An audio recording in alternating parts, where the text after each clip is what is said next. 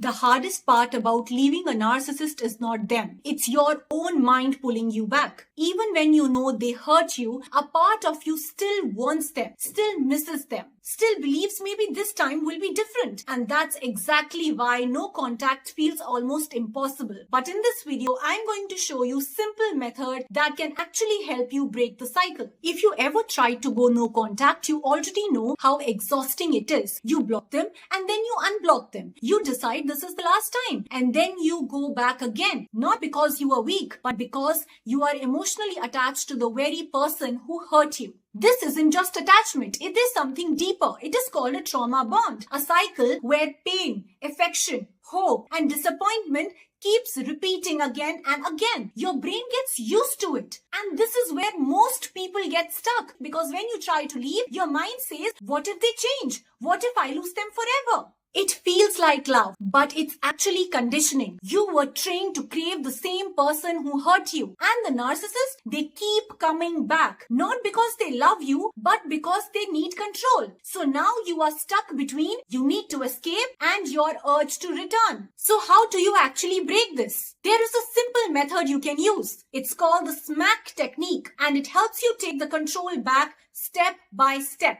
First step, stop. So the first step is stop, and this means complete disconnection. Block their number, block the social media, remove every access point. No just checking, no just the last message, because every small contact restarts the cycle again. Step 2, maintain. So the second step is maintain. This is where most people fail, because blocking is easy. Staying away is hard. So instead of thinking I will never go back, break it down. For example, 30 days into smaller parts, like 10, 10 and 10. And after each phase, reward yourself something small but meaningful. Step 3, avoid. Now the third step is avoid triggers. Because it's not just the person, it's their memories, photos, songs, places and anything that pulls you back emotionally. You distance yourself from it. Step 4, celebrate. Now the final step is to celebrate, not because it's easy, but because you are doing something most people never have strength to do. Every day staying away, you are choosing clarity over confusion, peace over chaos, and yourself over survival mode. And slowly that emotional pull, it weakens. Not overnight, but over time. And one day you realize you don't miss them anymore. You just miss the version of them you hoped was real.